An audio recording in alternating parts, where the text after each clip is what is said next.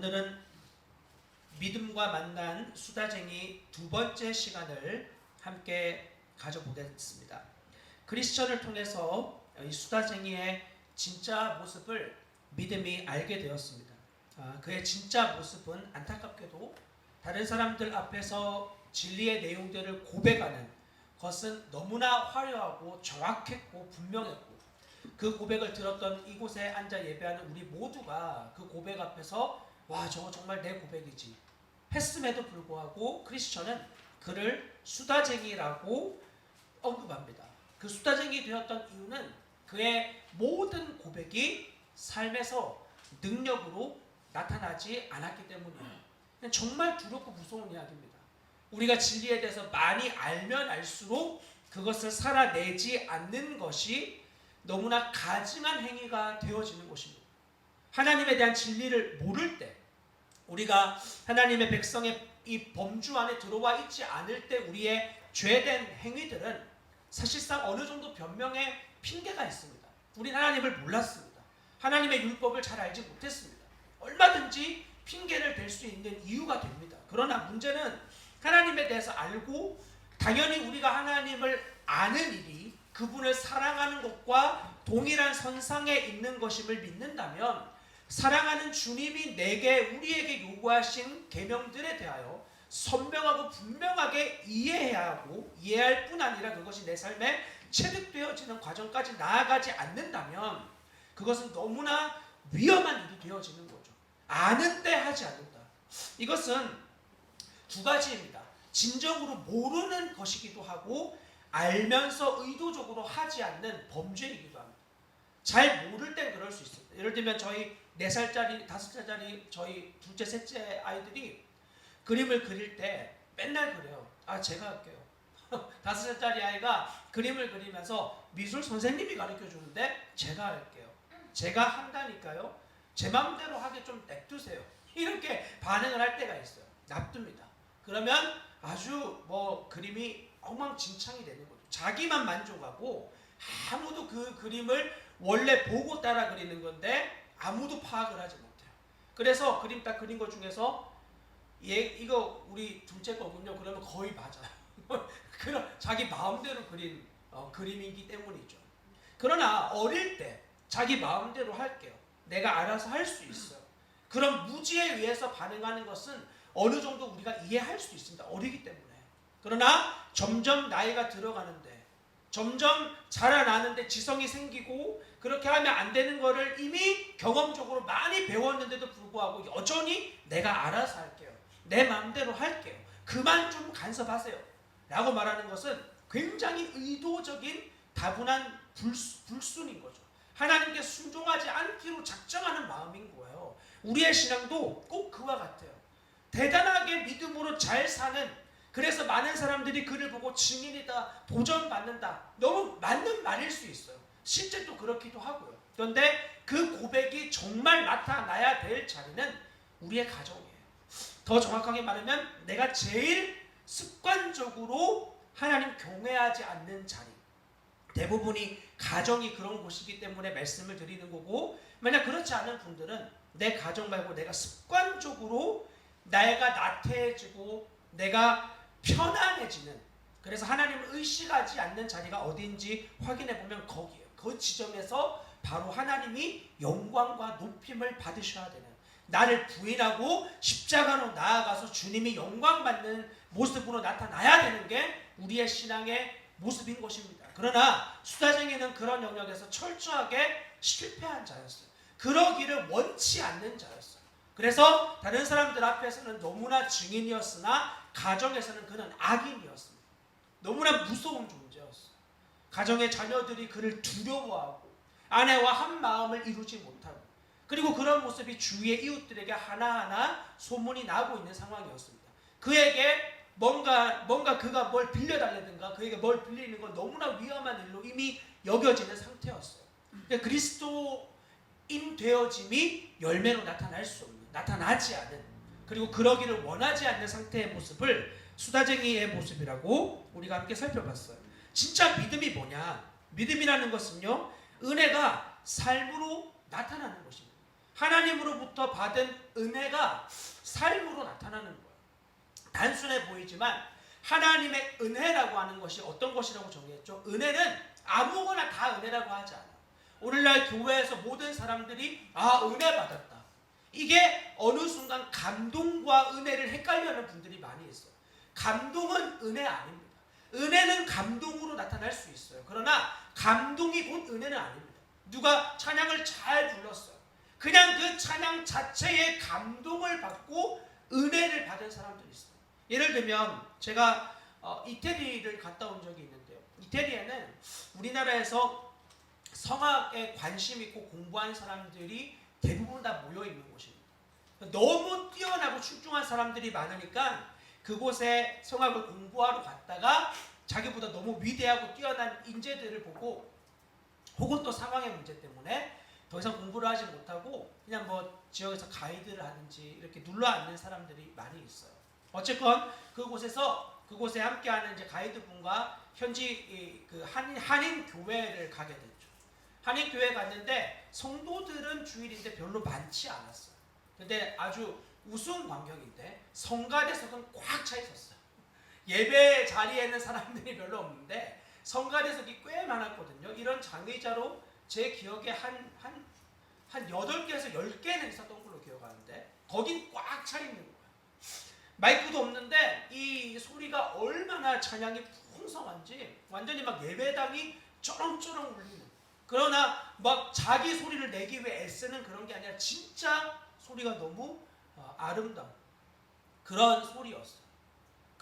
그런 찬양이 끝나고 이제 그곳에 온 사람들 중에 또 특송이라는 걸 하지 않습니까?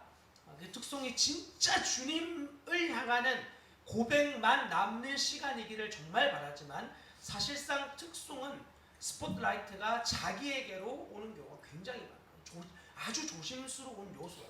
무조건 잘못했다고 말하진 않겠지만 어쨌건 이런 자리에서 이제 곧 이 형제가 다른 사람들 앞에서 이런 이런 노래를 부르는, 혼자 이제 독주를 하는 이런 시간을 가지게 되는데 오늘 특별히 특송을 준비했다고 하면서 시편 23편의 유명한 찬양이죠. 여호와는 나의 목자시니, 이 찬양을 이제 부르는 거예요. 그러면서 찬양을 다 부르고 이제 들어갔어요. 이제 그곳에서 예배를 드리는 많은 이제 사람들이 다 찬양이 끝날 때마다 큰 박수를 치고 너무 큰 은혜 받았습니다. 이렇게 고백을 하지만 저 너무 개인적으로 마음이 불편했어요. 이게 저의 모든 것이 객관적일 수는 없습니다. 저도 하나의 여러분과 동일한 죄인이기 때문에 얼마든지 왜곡되고 잘못 판단할 수 있죠. 그러나 이전에 음악을 잠깐 동안 했던 사람으로서 그 찬양 안에 너무나 얻고 싶어하는 자기 영광, 자기 높이, 나를 좀 알아줘, 내 소리 좀 들어줘, 이런 열망에 가득 사로잡혀 있는 거예요. 여러분, 우리의 은혜 받음은 영혼의 울림에서 나와요. 영혼의 울림. 별거 아닌 말, 참 별거 아닌 찬양. 근데 그 앞에 통로로 선 사람들이 하나님을 경외하는 모습으로 서 있으면요, 큰 영혼의 울림을 받아요. 그리고 너무 실력 없고 형편없는 그의 태도, 그의 모양, 자세, 세련되지 않은 그런 모습들을 보고 충격을 받습니다. 다리 놓는 사람들이라고 하는 그 찬양팀을 아실 거예요. 어노인팅이라고 하는 이 찬양팀에서 리더 중에 한 분이 박철순이라고 하는 분인데요. 이분이 우리는 예배를 예배하지 않습니다 라는 책을 썼어요. 우리는 예배를 예배하지 않습니다. 굉장히 이 인사이트 있는 이야기예요. 우리는 예배 자체에 초점을 두지 않는다는 이야기예요. 예배는 하나님을 사랑하는 하나의 행위인 거죠. 그런데 어느 순간 자신들의 이런 예배의 형태와 모습들이 너무 세련되어지고 나도 모르게 점점 콘티를 짜는 기술에 더 마음이 많이 들어가고 어떻게 하면 사람들이 더 감동을 받을까에 초점을 맞추고 코드 화성을 어떻게 바꾸면 좀 더 사람들이 이 감성을 풍부하게 만들 수 있을까? 이런 것들을 막 연구를 하는 거야. 그러면 점점 더 하나님이 객원이 되어지고 자신들이 주체가 되어지는 이런 것들을 이제 책을 통하여 기술하게 되어지는데, 거기에서 이 박철순 씨가 그런 책을 쓰게 된 계기가 있었어요. 그 계기가 뭐냐면은 제가 개인적으로 존경하는 한 단체에서 한 선교사님이 하나님 앞에서 예배하는 모습을 본 거예요. 그때 이제 어노인팅 팀이 다 함께 그 집회에 이제 참석을 하게 됐는데, 참석을 하는 중에 마침 그분이 예배 인도자로 선 거예요. 근데 이분이 정말 독특하세요. 예배 인도의 방법이나 스킬이 완전 자기 마음대로, 그러니까 너무 그냥 자유하다고 뭐 좋게 말하면 그렇게 표현할 수 있고, 그냥 반주, 콘티 뭐 다 아예 신경 쓰지 않고 그냥 세상 말로 자기 필대로. 그런데 그분 철저하게 주님 앞에 서 있는 사람이었던 거예요. 근데 이제 음악에 대해서 좀 조회가 별로 없는 이런 사람들 들으면 너무 짜증나는, 찬이 저렇게, 왜 인도 저렇게 막 이렇게 하는데 참 세련되게 멋있게 그렇게 화려하게 예배를 준비하고 했던 사람들이 이상하게 이분이 찬양 인도를 하면 자꾸 깨지는 거야, 하나님 앞에. 아니 저게 뭐야? 이러다가 하나님 앞에서 정말 자유함이라고 하는 건 저런 겁니다. 뭐 특별한 것도 없어요. 예배하면서 막 찬양을 하다가 갑자기, 혹시 그런 찬양 아세요? Come 뭐 따다다다다 이러면서 이제 come 하고 이제 부릅니다. 그러면은 이분이, 자 우리 하나님 앞에서 주님이 come 하면은 한 명씩 뛰어오십시오. 갑자기 뜬금없이 거예요. come 그러면은 한 분이 갑자기 자리에 일어납니다. 그러면서 할렐루야 이러면서 막 뛰어가는. 근데 세련된 사람들이 이걸 여러분 견딜 수 있을 거라고 생각하세요? 옆에 지체를 바라보십시오라는 말 자체가 너무 부담스러운 저 같은 사람에게 만약 그 자리는 곧바로 화장실로 가야 될 자리예요. 절대 있을 수 없는 막 이런 아예 뭐 박자 리듬 전혀 없이 오직 자기와 주님만 있는. 근데 여기에 그 세련된 사람들이 완전 와장창 깨지는 거예요. 하나님 앞에서 자유함이 자신들인 줄 알았죠. 그런데 너무너무 하나님 정말 경외하는, 그렇다고 여러분들에게 무질서한 것만이 주님 자유한 거다, 저 이렇게 절대 주장하는 사람 아닙니다. 하나님 질서의 하나님이죠. 그런데 나의 세련됨이 어느 순간 질서라고 둔갑시켜져 있는 이런 사람들의 심령 완전히 박살내버리는 거야. 저도 그 중에 한 명이에요. 그 예배 앞에 완전히 산산조각이 나고, 하나님을 예배하는 건 저러한 태도와 모습이다. 물론 그 반복적으로 계속 그런 집회와 찬양 앞에서 항상 은혜를 받는다고 말씀을 드리기는 좀 어렵겠어요. 그러나 주님이 그런 방법과 모양을 반드시 통로로 쓰세요. 그런데 그분이 그러고 나서 하나님 저렇게 예배해야 되는 거예요. 우리는 예배를 예배하지 않습니다. 그리고 그 복음 앞에 자신의 존재들이 비추어지고 우리의 세련된 기술과 능력과 자격 아니라 오직 예수님의 보혈로 하나님께 나아갈 수 있음을 고백한 찬양이 여러분들이 부르는 그 찬양의 제목인 거죠. 여러분, 이렇게 하나님만 철저하게 남고 정말 주님 앞에 주님만 남는 것을 부끄러워하지 않는 이런 사람들, 이것이 삶으로 나타나는 사람들, 그러한 사람들을 은혜 받음이라고 말하는 거야. 그러나 감동은 그런 거 아니에요. 감동은 얼마든지 예배 시간에 아주 좋은 감동 받고 삶의 자리에 딱 돌아가려고 방향을 트는 순간 감동 다 사라질 수 있어요. 은혜는 그런 게 아니에요. 은혜는 우리 안에 하나님께서 부어주시는 것이고, 그리고 그것은 점점 더욱 충만해지는 것입니다.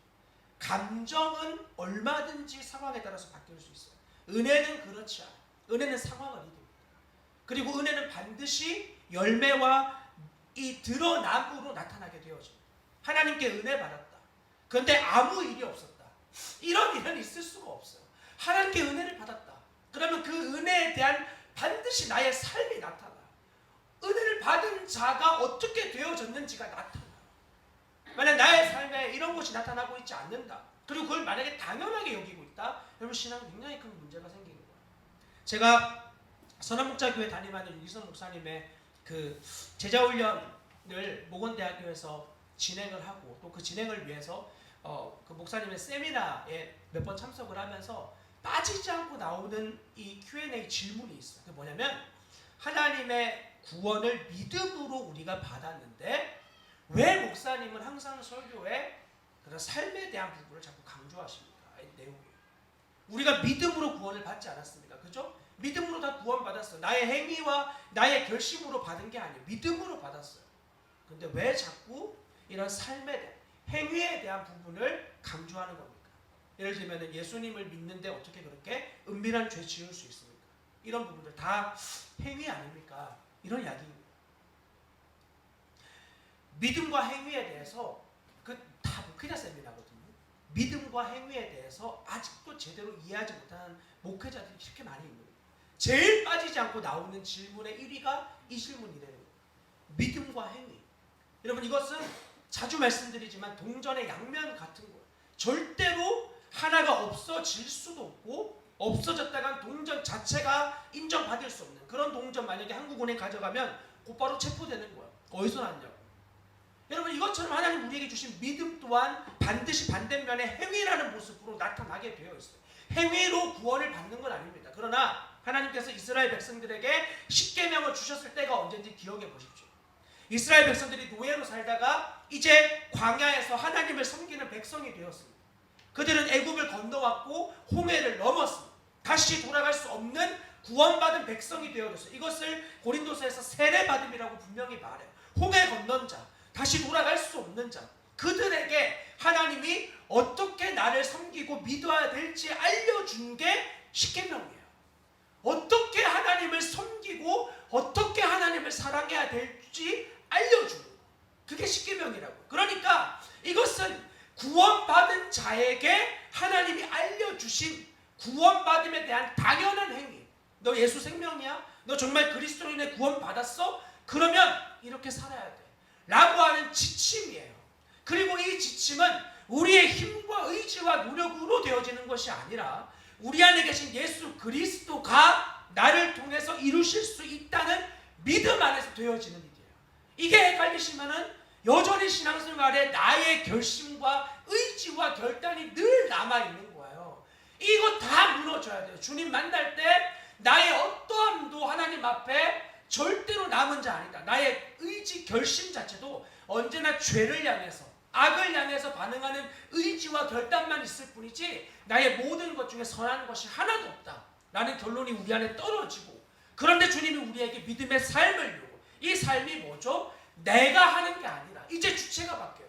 내 안에 계신 예수 그리스도가 나를 통하여 하시는 일, 그게 바로 믿음의 행위인 거예요. 주님이 나를 통해 하시는 일. 그러니까 믿음의 일은 절대 우리의 계산이나 방법이나 익숙함으로 할 수 있는 일들 아닙니다. 우리의 익숙함과 방법들은 내 수준이 있어요. 주님이 시키시는 말씀에 여기까지는 순종할 수 있어. 그건 거의 내가 하는 거일 때가 많아요. 근데 주님이 요구하시는 믿음의 일은 나로서는 안 되는 일이에요. 나로서는 불가능한. 예를 들면 저희가 얼마 전에 한 목사님 만나고 왔는데 이분이 아주 뭐 강박증까지는 아니지만 깨끗한 거 좋아하시는 질서 있고 외모도 굉장히 질서 있게 생기셨는데 이분이 정리도 그렇게 깨끗하게, 아내가 청소한 걸 마음에 들어하지 않아요. 자기가 해야 직성 풀리는 분이에요. 완전 그냥 칼같이 청소하시는 분이에요. 딱 맞게 맞춰놓는 이런 분들. 그런 형제랑 같이 살면 좋겠네. 아내에게 제가 말했더니 그런 줄 알았는데 사모님이 좀 피곤하대. 그렇지가 않아요. 어쨌건 이제 이분과 같이 몇몇 분들과 교제를 하는데요.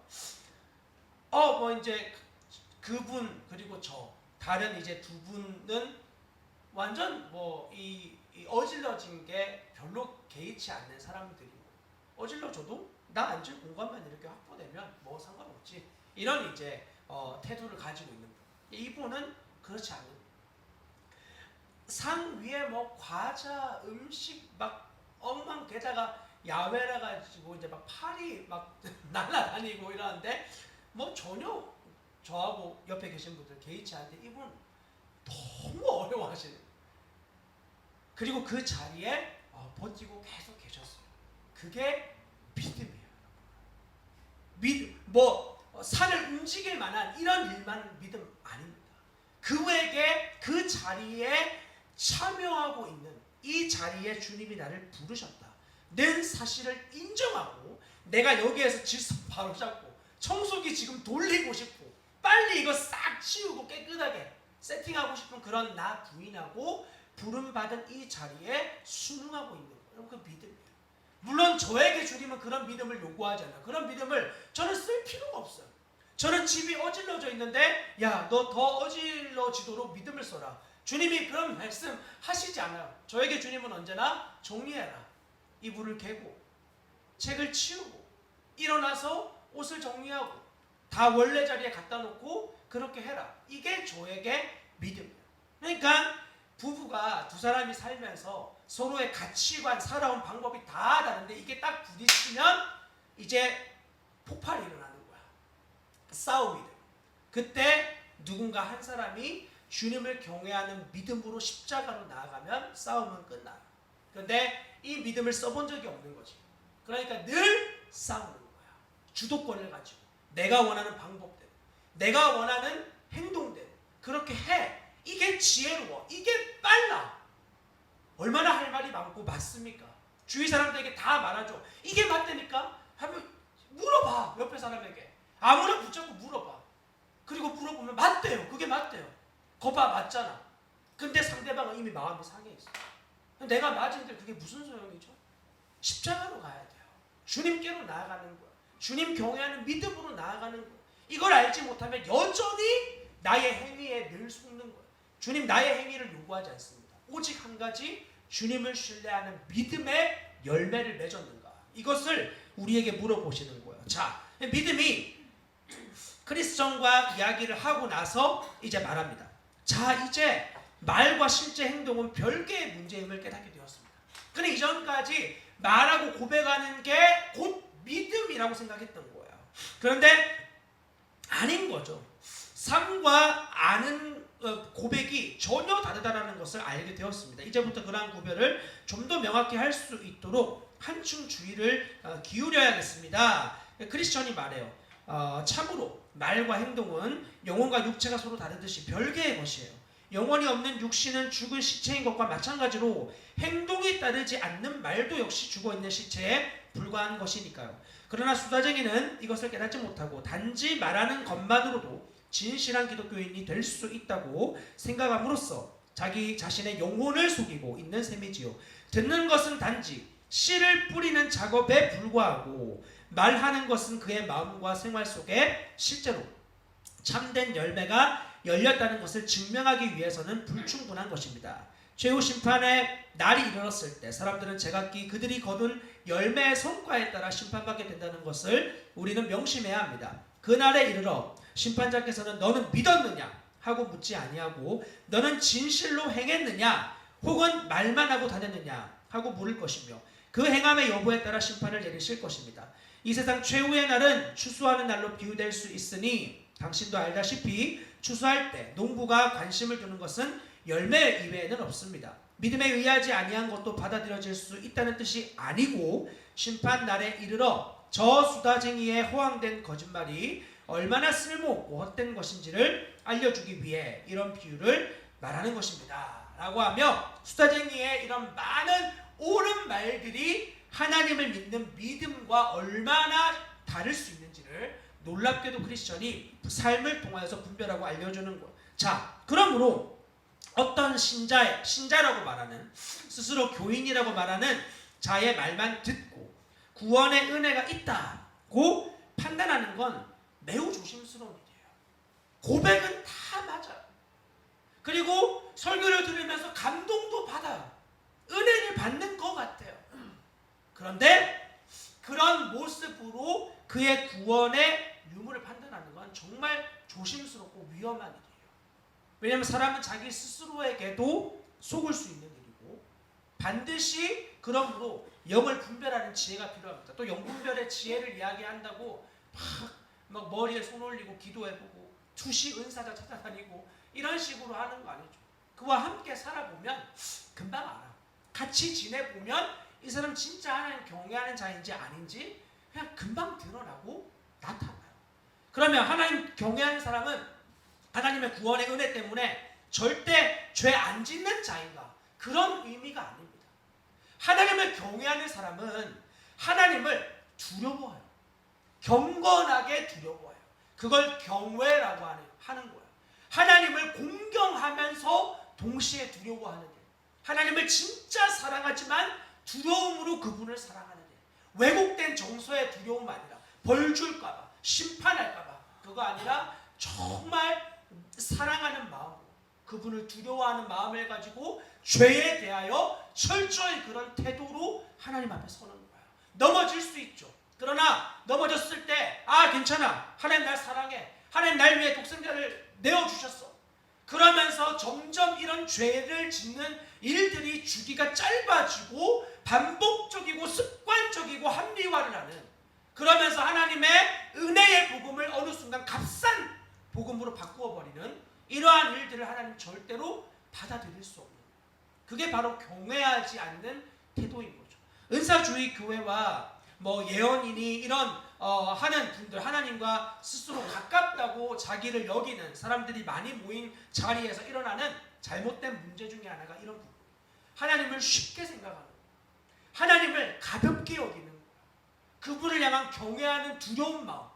그렇게 사랑받던 요한도 부활하신 예수 그리스도의 영광을 보았을 때 그는 죽은 자같이 엎드려지고 엎어지게 되는 이런 경건한 두려움이 없어요. 가볍게 그분을 여겨요. 주머니에 손 넣고 그냥 이야기하시려. 물론 미국 같은 그런 문화에서 하는 행동과 우리나라는 좀 달라요. 미국에는 사장 앞에서 직원이 주머니 손 넣고 다리 꼬고 앉아 있어도 별로 개의치 않습니다. 그냥 그런 문화가 거기에서는 통용돼요. 거기에서 이야기하는 친구라는 단어, 그 나라에서 쓰는 친구라는 단어와 우리나라에서 이야기하는 친구라는 단어, 우리는 딱 친구 되면 친구야 이러면서 우리의 모든 정서가 다 풀어집니다. 두려운 나이 몇 살인지 만약 나랑 동갑이다. 그때부터 맘먹으려고 하기 시작해요. 같은 나이니까. 그러나 외국에서 쓰는 친구라는 단어는 좀 달라요. 나는 주의 친구. 물론 그 찬양을 불렀던 분, 그리고 그분이 다니는 교회를 제 개인적으로 존경을 하진 않습니다. 교회로 보기 좀 어려운 조엘 오스틴 목사로 직임 받은 분이 섬기고 있는 레이크우드 처치에 다니고 있는데, 이분 거기에서 엄청난 실력을 가진 뮤지션이죠. 그러나 그런 곳에서 신앙생활을 하는 모습을 별로 그렇게 좋게 보진 않습니다.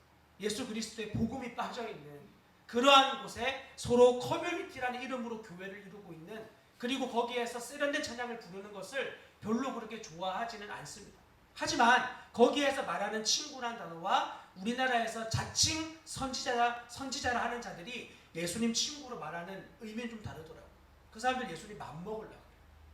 예수님 언제든지 자기가 화장실에서 일 보고 있는데 나타나셔가지고 자기에게 말을 떼는 거예요. 그리고 알겠다고. 일 처리 끝내고 물 내리고 일어나서 자기 할 일을 오늘 주님이 나에게 이렇게 말씀하셨는데 나타나셔서 그랬대요. 면도하고 있는데 주님이 나타나셔서 자기의 어깨에 손을 올리면서 이야기를 하셨다는 거예요. 그런 주님 아니에요. 성경에서 말하는 부활하신 예수님을 그렇게 만난 사람 있나 보세요. 물고기를 잡던 베드로가 주님이시라는 말을 듣는 순간 그가 어떻게 하죠? 알았어. 조용히 좀 해봐. 일단 다 끌어올리고 그랬나요? 곧바로 그물을 던져두고 부활하여 나타나신 그분께 맨몸으로 나아갈 수 없어서 겉옷을 걸쳐 입고, 수영하기 얼마나 힘들어요. 걸쳐 입고 바다로 뛰어 들어가서 그분 앞에 나아가는 거예요. 한 인간이라도 하나님의 부활하심 앞에 그런 경외하고 두려워하는 마음이에요. 그러나 육체로서 예수 그리스도 아니야. 이제는 심판주로 오실 그분을 정말 내가 믿는다면 결코 그런 식으로 대할 수 없는 거죠. 너무나 예수 그리스도를 가벼이 대하는 이러한 일들, 그리고 그런 자들이 말은 또 얼마나 잘합니까? 세련되게 화려하게 뭔가 아주 신비하고 은밀한 비밀을 막 이야기하는 것 같아요. 그러나 여러분, 이런 것들을 우리가 정말 주님의 복음 안에서 잘 분별할 지혜가 필요합니다. 자, 믿음의 말을 들어볼까요? 당신의 말을 다 들으니 모세가 깨끗한 짐승에 대하여 설명했던 것이 생각나는군요. 깨끗한 짐승이란 굽이 갈라져 쪽발이 되고 새김질을 하는 것을 일컬음이요, 굽만 갈라졌거나 새김질만 하는 짐승을 말하는 것이 아니라던 말입니다. 토끼는 새김질을 하나 굽이 갈라져 있지 않으므로 깨끗하지 않다고 말씀하셨는데, 이는 수다쟁이와 너무나 유사한 비유입니다. 그는 세상적인 지식을 이용하여 말만으로 새김질을 하지만 행위는 죄인의 길에서 떠나지 못하므로 개나 곰의 발처럼 굽이 갈라져 있지 않은 부정한 자라 해야 할 것입니다. 레위기 11장에 나오는 부정한 짐승과 정한 짐승에 대한 분별의 이야기를 잠깐 언급해요. 굉장히 탁월하고 좋은 해석이에요. 이 부정한 짐승과 정한 짐승에 대한 규례를 지금도 학자들이 일치하는 의견을 내지 못해요. 왜 이런 짐승은 부정하다고 그러고 이것은 정하다고 하는가? 여러분들도 묵상을 하는 가운데 주님이 주시는 지혜들이 있을 거예요. 그러나 학자들이 치밀하게 연구하는 결과 합의점을 찾기가 어렵다. 그러니까 중요한 사실은 그때 그들에게 주셨던 내용들은 철저하게 시민법, 즉 유대인들에게 허용되어지는 법이지 구원받은 그리스도인들에게 허용되는 법은 아니었어요. 그러니 사도행전에 따르면 이방인들이 구원을 얻어 예수를 믿게 될 때 그들의 율법과 무관하게 살아가는 삶에 대해서 우리도 지킬 수 없는 율법을 그들의 목에 얽매여 주지 말자. 단 이런 것들만 좀 피하고, 그 피하자고 하는 것들도 지켜야 되는 것들이 아니라 이런 것들은 유대인들의 마음을 너무 어렵게 만드는 요소들, 이런 것들은 좀 주의하고 나머지 주님 안에서 자유하게 허락하자. 그래서 예수 믿는 사람들이 돼지고기 먹는 거, 선지국 먹는 거 죄 아니에요. 물론 안 먹는 사람을 또 그 죄 아닌데 왜 안 먹냐고 막 이런 식으로까지 할 필요는 없어요. 그러나 그거 먹는 거 죄 아닙니다. 장어 많이 드셔도 돼요. 재정 많으면 넉넉하게 매일매일 드세요. 그러나 이건 우리의 죄 아닙니다. 얼마든지 먹어도 되는 문제예요. 잠깐 좀 언급을 하고 넘어가면, 여러분, 믿음으로 우리가 행한다 라는 이 말은요, 철저하게 세상과 구별을 뜻합니다. 믿음으로 행하는 것과 세상과 구별이 만약에 연장선상에 있지 않다면 그 거의 믿음 아니에요. 믿음으로 행하는데 구별되어진 태도가 아니다. 물론 구별되어진 모든 것이 믿음은 아닙니다. 예를 들면 오늘날에 돼지고기 안 먹는 사람들이 주님을 경외하는 이유로 그렇게 하는 사람들도 있을지 모르나 안 먹는다고 해서 무조건적인 구별은 아니라는 거예요. 더 의로워지기 위해서 안 먹는 사람들이 있어요. 나는 너희와 좀 달라. 그런 자기 의를 위해서 오늘날에도 구약처럼 살아가려고 애쓰는 사람들이 있습니다. 이미 그리스도가 다 이루신 이를 믿음으로 받아들이지 않고 다시 구약으로 돌아가려는 이런 움직임들이 여전히 지금도 존재해요. 그러나 주님은 우리에게 구별되어줘야 된다고 말해요. 뭐가 구별이고 어디까지가 자기 의죠? 자, 이제 좀 설명을 드리려고 해요. 이 레위기 11장에 나오는 정한 짐승과 부정한 짐승들에 대해서 잠깐 표로 좀 가지고 왔는데, 보면은 육지 짐승, 그리고 물고기, 그죠? 새, 곤충, 그리고 그 외에는 기어다니는 것들이 쭉 나오지만 그거 어차피 다 먹으면 안 되는 거니까 이런 차이들이 있어요. 육지 짐승은 정결한 것을 굽이 갈라지고 새김질하는 거, 두 개 다 있어야 돼요. 굽이 갈라지고 새김질하는 거. 부정한 것은 굽이 갈라지지 않았거나 새김질하지 않는 거, 그죠? 물고기는요, 정결한 것을 지느러미와 비늘이 있는 것이라고 말해요. 새는 비둘기 같은 그런 이제 새들. 새는 특별히 어떤 모양은 다른 게 없어요. 다 새니까, 그죠? 그런데 부정한 것은 특별히 이런 맹금류, 독수리나 솔개, 부엉이 이런 류들 다 이거 안 된다 그래요. 정결한 것은 먹어도 되는 거예요. 곤충, 날개가 있고 뛰는 거, 다리가 있는 거, 메뚜기, 귀뚜라미. 그런데 부정한 것은 날개가 있고 기어다니는 거, 이런 류들이 부정한 거라고 합니다. 여기 나오는 정한 것들의 분류를 잘 보세요. 굽이 있고 비늘이 있고, 그리고 이 맹금류들은 특별히 시체와 관련된 있거든요. 시체를 먹는 그러한 새들, 곤충에 뛰는 다리, 이런 모든 요소들은요, 사실 땅이라고 하는 요소와 접촉을 피하는 그러한 의미를 좀 가지고 있는 부분이 있어요. 이걸 완벽한 해석이다 그렇게 말씀드리지 않겠지만 굉장히 좋은 해석 중에 하나를 여러분들께 말씀을 드려요. 왜냐하면 레위기에 나오는 그 요소들은 대부분 거룩에 초점을 맞추거든요. 굽이 있다라고 하는 건 땅과 곧바로의 접촉을 막는 요소로 있는 거예요. 지느러미나 비늘도 물과의 접촉을 막는 요소로서 비늘에 존재한. 그리고 메뚜기의 이런 띠는 다리 역시 지면과 접촉을 피하는 요소로서 존재하는 이런 모양들을 보여주는, 시체를 먹지 않는 새도 당연히 그런 것들과 부정한 것들과 접촉하지 않는. 그러므로 이런 요소들은 철저히 세상과 구별되어지는 요소로서 그들을 정결하다라고 하나님이 분류하시는 것이다 라고 이야기를 하는데, 굉장히 개인적으로 좋은 해석으로 봐요. 완벽하진 않아요. 그러나 이 해석의 가장 분명한 의미는 사도행전 10장에서 나옵니다. 베드로가 기도할 때, 이튿날 그들이 길을 가다가 그 성 가까이 갔을 때, 그때 베드로가 기도하려고 지붕에 올라가니 그 시각은 제6시더라. 그가 시장하여 먹고자 하매 사람들이 준비할 때 황홀한 중에 하늘이 열리며 한 그릇이 내려오는 것을 보니 큰 보자기 같고 내 귀를 메어 땅에 들이웠더라. 그 안에 땅에 있는 각종 네 발 가진 짐승과 기는 것, 공중에 나는 것들이 있더라.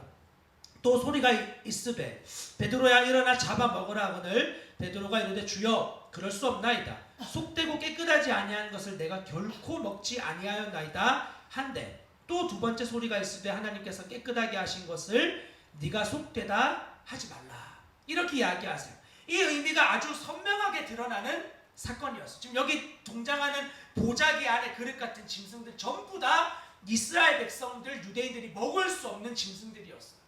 베드로가 절대 안 된다 그러죠. 자신의 율법으로 있을 수 없는 일이, 이미 그리스도인 되어졌지만 유대인으로서 훨씬 익숙한 그에게 평생 가까이 하지 않던, 손짓고 평생 안 먹던 사람 갑자기 막 그 핏덩어리 같은 거 주면 그 먹겠어요? 못 먹는 거랑 똑같은 거예요. 혐오스러운, 못 먹습니다. 그렇게 이야기를 하는데 주님이 거기에 대해서 의미를 알려줘요. 하나님이 깨끗하게 하신 것을 네가 속되다고 하지 마라. 이 사건이 언제 등장하죠? 고넬료, 이탈리아 백부장이 복음을 직면하게 되어질 그 순간에, 즉 하나님이 이방인들의 구원을 위하여 이 내용 알려주신 거예요. 그러므로 개인적으로는 이 정결한 것들의 의미를 이스라엘 선민들, 백성들 선택되어진, 그리고 부정한 것은 이방인의 부류로 보는 것이 훨씬 좋은 해석으로 봅니다. 상징적인 요소인 거죠. 상징적인 요소. 그러나 동시에 그 요소를 세상과 구별되어진 삶으로 저는 보는 것도 좋다고 봐요. 세상과 구별되어지기 위하여 철저하게, 왜 돼지고기 안 먹어? 왜 그거 안 먹어? 라고 할 때 그런 거룩의 요소, 단순히 뭘 안 먹고 이런 걸 넘어서 안 하고, 안 누리고, 안 가지고 그 모든 것의 결론이 뭐냐면 나를 사랑하는 예수 그리스도 때문에. 주님이라는 말 외에는 내가 안 누리고 안 가지고 안 하는 그 모든 것에 더 이상 답이 없는 거예요. 다 해도 되죠. 죄 아닙니다. 그런데 거기에 대해서 철저하게 주님이 남기 위해서 세상과 내가 하나 되지 않는 나를 지키고 구별되어진 자신의 존재를 유지하기 위하여 철저하게 하지 않는 거야. 그 믿음으로 행하는 거죠. 그래서 성경에 이렇게 적혀 있습니다. 로마서 14장 우리 같이 읽어보겠습니다. 시작. 어떤 사람은 이 날을 전날보다 낮게 여기고 어떤 사람은 모든 날을 같게 여기나니 각각 자기 마음으로 확정할지니라. 나를 중히 여기는 자도 주를 위하여 중히 여기고 먹는 자도 주를 위하여 먹으니 이는 하나님께 감사하며 먹지 않는 자도 주를 위하여 먹지 아니하며 하나님께 감사하느니라. 우리 중에 누구든지 자기를 위하여 사는 자가 없고 자기를 위하여 죽는 자도 없도다. 우리가 살아도 주를 위하여 살고 죽어도 주를 위하여 죽나니 그러므로 사나 죽으나 우리가 주의 것이로다. 아멘. 하지 않는 이유에 대해서 내가 그리스도의 소유되어졌기 때문에 안 하는 거예요. 그 이유 외에 다른 이유 없는 거예요. 항유옥합을 깨뜨렸어요, 마리아가. 그걸 왜 깨뜨려? 팔아서 중고로 300데나리온이나 받으면 이걸로 가난한 사람 많이 도울 수 있잖아. 그 말에 깨뜨린 유일한 이유가 뭐냐면 주님 때문인 거야. 계산을 하지 않아요. 이렇게 하면 어떻게 될 결과에 대해서 염려하지 않아요. 걱정하지 않고. 그런 계산을 하면 항유를 안 파는 게 가장 제일 좋은 방법이겠죠. 그 비싼 고귀한 내버려두면 나중에 더 많은 값을 받을 수나 있지 않을까. 놔두는 게 제일 좋은 방법이지 않겠어요? 그러나 그러지 않는 거예요. 하나님 사랑하기 때문에 그 일을 했어요. 왜 그랬냐면 수많은 사람들의 말에 딱 하나의 이유가 있어요. 주님 사랑하기 때문에. 주님 사랑하기 때문에. 여러분의 모든 어떤 결정들에 대하여 왜 그렇게 하셨어요? 주님 사랑하기 때문에. 그리고 이 일에 만약에 나와 함께하는 결혼한 사람이라면 배우자, 가족들이 다 함께 이 믿음에 동의했습니다. 거기 그 대답 말고 다른 대답은 필요하지 않아. 그렇게 하면 뭐 얼마나 힘들어지고 어려워지고 나중에 막 비참해지고 아무 필요 없어. 그렇게 말하는 사람이 여러분의 인생 절대 안 책임지거든. 그 말 들을 걸. 들어봤자 황이에요. 안 들. 그냥 주님의 마음이 내 안에 부어져서 주님의 마음에 순종하는 게 가장 좋은 길. 연약한 믿음으로라도 주님의 말씀에 순종하는 게 훨씬 사람의 지혜보다 아름답고 좋습니다. 여러분 주님의 말씀에 순종하세요. 그 말씀이 들려지기를 갈구하세요. 그리고 다른 사람을 보면서 주님 왜 저는 저렇게 못 누립니까? 저는 왜 저만큼 하면 안 됩니까? 그런 이야기 할 때마다 주님이 다른 사람 다 해도 되는데 너는 하지 마라 하는 그 말씀이 우리 안에 주님의 사랑으로 들려져야 돼요. 그렇구나. 주님이 하지 말라고 하시는구나. 아멘이지. 나를 가장 사랑하는 자기 아들 내어주기까지 나를 사랑하는 그분이 나에게 다른 사람 다 해도 되는데 어련히 나의 연약함 알아서 내 부족함 알아서 하지 말라고 하실까? 아멘입니다. 지금 저는 모든 날을 거룩하게 생각하겠습니다. 어떤 사람은 보니까 하루만 거룩하게 생각해요. 목회하는 사람들 중에 어떤 분들은 새벽 예배 안 하는 젊은 목회자들이 있어요. 너무 부럽죠. 죄송하지만 너무 부러워요. 야 저렇게 새벽 예배 그리고 막 사람들이 막 차요. 편해서 그런지 몰라도 숫자가 막 증가하고 좋겠다. 새벽 예배 안 해도 저렇게 사람들이 찾아오는구나. 그러면서 마음에 막 억울함이 생기고 주님 왜 새벽에 일어나야 됩니까? 저의 삶은 너무 바쁘고 힘들고 좀 잠을 더 자면 편안할 것 같은데 막 이런 마음의 원망들이 생겨날 때 있어요. 왜 저라고 그런 마음 없겠습니까? 이번 주도 학교 준비 아이들 학교 준비하면서 애들 몇 명 되지도 않는데 준비할 거 왜 이렇게 많은지 왜 이렇게 준비해야 될 게 많고 힘든지 왜 지난주는 성막 또 숙제를 내줘가지고 성막을 만들라고 그래서 또 그거 만드느라고 얼마나 힘들었는 줄 아세요 여러분? 그 모형 성막 만드는데 왜 이렇게 실을 끼운 게 많아가지고 왜 이렇게 이 울타리는 많고 본드는 왜 이렇게 또 독하고 이러면서 막 있는 힘껏 어렵게 마음을 쓰면서 그리고 시간은 뭐 다 그렇지만 저도 얼마나 시간이 없는지 막 아이들 거 한글을 모르니까요. 성경을 녹음해가지고 받으면 거기에 배경음악 입히고 또 소리 뭐 이렇게 뭐 거기 잡음 지우고 막 이렇게 해서 하나 만들면 또 거기에 맞는 주제곡 매주마다 만들어야죠. 수업 준비해야죠. 오늘 아침에는 눈을 떴는데 아내가 정말 여보 새벽 예배가 일어나세요. 너무 마음이 어려운 거. 어제 굉장히 일찍 잤어요. 피곤해가지고. 굉장히 일찍 잤는데 새벽이 됐는데 피곤이 안 풀리는 거야. 그만 좀 깨워 여보. 나 진짜 너무 힘들어. 아니 자기도 안 가잖아. 자기 안 가니까 깨우는데 나는 가야 되잖아. 안 가면 깨울 수 있지. 근데 가야 되잖아. 너무 여보 그만 좀 깨워. 너무 힘들어.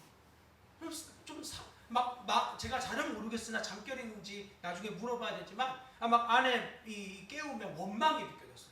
왜 이렇게 안 일어나나?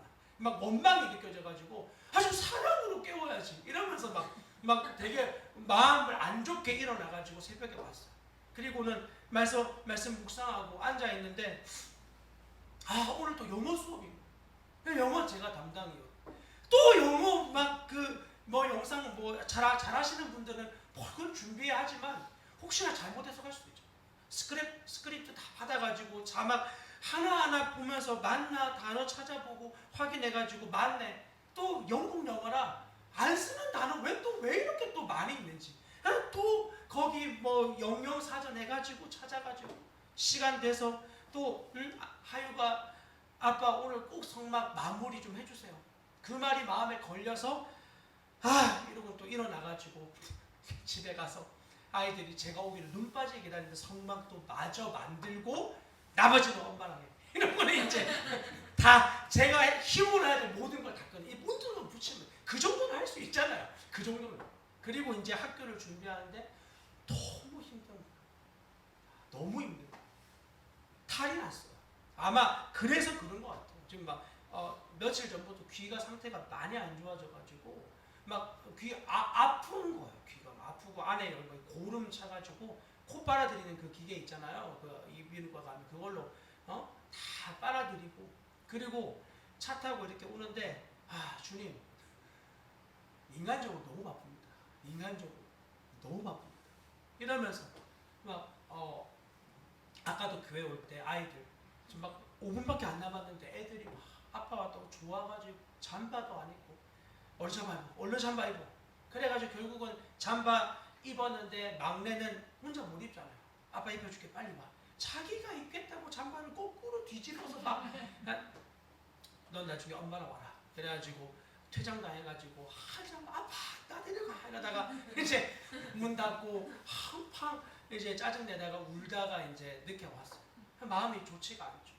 주님 이렇게 너무 바쁘게 몸도 좀 관리를 해야죠 주님.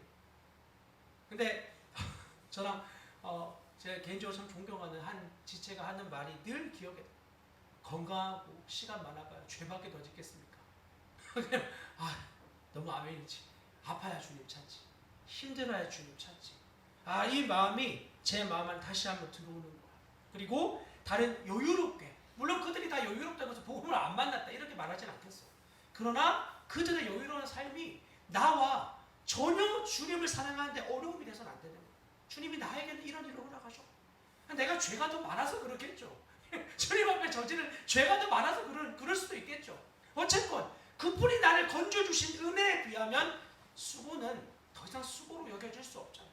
그냥 이렇게 하고도 주님 앞에 말씀하시지 않습니까? 종들이 하루 종일 쎄빠지게 일하고 집에 돌아왔는데 주인의 먹을 음식을 다 다시 쉬지도 못하고 주인의 먹을 음식을 다 차려놓고 그 옆에 서 있는데 주인이 그 종에게 와서 앉아서 먹으라 라고 말하겠냐고. 종들은 단 하나의 말밖에 할 게 없고 우리는 무익한 종입니다. 우리는 무익한 종입니다. 아직도 제 마음 안에 이 고백이 남아있지 않아요. 아직도 여전히 아직도 여전히 나의 어떤, 아직도 여전히 내 건강, 내 육체. 주님이 분명히 말씀해요. 사나 죽으나 자기를 위해 죽는 자 없고 자기를 위해 먹는 자 없다고. 오직 우리가 주님의 것이다. 끝났잖아. 주님이 나의 소유 전부가 되셨다. 그분이 나의 주인 되셨다. 여러분 이것만큼 완전하고 이것만큼 확실한 게 어디 있습니까? 그럼 나의 이런 질병과 어려움을 겪는 것들 누가 허락하신 거죠? 그분이 허락하신 거예요. 이게 주님 내게 주신 은혜로 상쇄되어지도록 그분께 구해야 돼요. 하나님 나에게 베푸신 은혜가 이 육체의 모든 고통을 능히 이길 수 있도록 주님 얼마나 크신 은혜를 베푸셨는지 더 알게 해주십시오. 우리 안에 이런 고백들이 있어야만 합니다. 자, 이렇게 그 수다쟁이는 생명 없는 소리를 고백하는 자였어요. 끊임없이 요란한 꽹과리, 울리는 징처럼 우리의 존재 역시 수다쟁이와 같이 되지 않으려면 어떻게 하면 될까요? 오늘 이 철로역정에서는 이 부분에 대한 답을 분명히 말합니다. 자, 믿음이 말해요. 자, 어떻게 했으면 좋겠습니까? 크리스천이 말해줍니다. 다시 그에게 가서 수다쟁이에게 종교의 능력에 대하여 진지한 토론을 나누자고 제의해 보십시오. 그는 틀림없이 찬성하며 많은 이야기를 하려 들 텐데 그때 참된 종교의 능력이 그의 마음이나 가정이나 대화 속에 명백하게 들어있는지를 확실하게 물어보세요. 수다쟁이인지 아닌지 분별할 수 있는 기준을 제시해요. 참된 종교의 능력이 마음이나 가정이나 대화 속에 명백히 들어있는지 확인해 보내는 거예요. 그리고 믿음이 말합니다. 오랫동안 신뢰했습니다. 지금 기분 어떻습니까? 아유 고맙습니다. 좋습니다. 지금까지 우리가 이야기를 계속했더라면 꽤 많은 이야기를 나누었을 텐데 중단되어 아쉽습니다. 믿음이 질문해요. 글쎄 당신이 원하신다면 다시 이야기를 시작합시다. 무엇에 대해 이야기할지 화제는 저에게 맡긴다고 하셨으니까 이런 것들을 얘기했으면 합니다. 하나님의 구원의 은혜가 사람의 마음속에 들어갔을 때 어떻게 그 변화가 나타날까요? 믿음이 질문해요. 수다쟁이가 질문하죠. 기꺼이 당신께 대답해 드리죠. 간단히 요점만 말씀드리면 우선 하나님의 은혜가 가슴에 충만하게 되면 죄에 대한 반발의 소리가 크게 일어날 것이고 이러면서 이제 쭉 이야기를 합니다. 죄에 대한 반발의 소리가 하나님의 은혜를 받으면 일어난다는 거예요. 어떻죠? 그런가요? 그렇죠. 맞아요. 하나님의 은혜가 임하면 우리의 죄에 대한 반발의 요소가 나타납니다. 자, 그런데 보세요.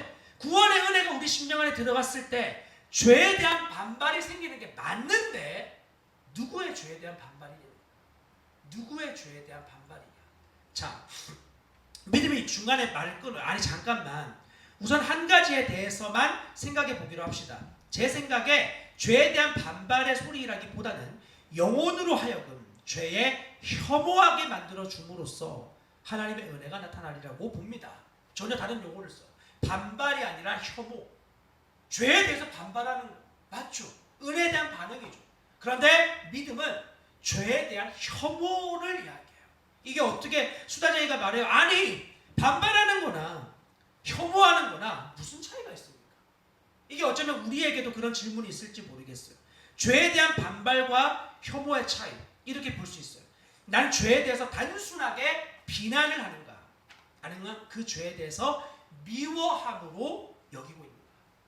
여러분 죄를 단순하게 비난하는 건 아주 쉬운 일입니다. 그건 어쩌면 복음이 없는 사람들도 할 수 없는 일일지 몰라요. 그러나 죄를 미워하는 일은 혐오하는 일은 달라요. 이건 생명을 가진 자만 할 수 있는 일이에요. 존재가 바뀌었기 때문에 이전에 내가 사랑하고 이전에 마음을 주던 그 모든 것을 혐오스럽게 생각하고 내가 어떻게 그랬지? 와 내가 어떻게 그런 것들을 보고 앉아있을 수 있었지?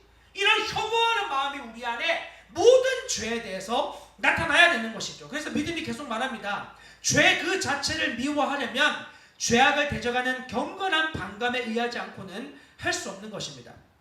잘 들어보세요. 많은 사람들이 강단 위에서는 죄를 비난하여 크게 외치지만 실제로 그들의 마음이나 가정에서나 행동에서는 그 발언대로 잘 지키지 않는 사람들을 여러 번 보았지요. 마치 어떤 어머니가 무릎에 앉은 아이를 향해 못된 아이니 버릇이 나쁜 녀석이라고 막 비난하다가 어느새 아이를 껴안고 입 맞추는 것과 같습니다. 죄에 대해서. 죄에 대해서.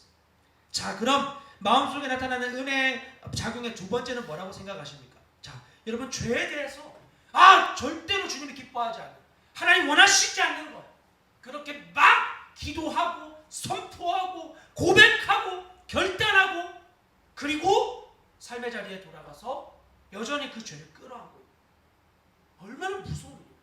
여러분 이게 이 천국제에 쓰였던 시기가 지금으로부터 약 한 200~300년 전인데 그때도 이 죄의 문제는 우리와 동일해요.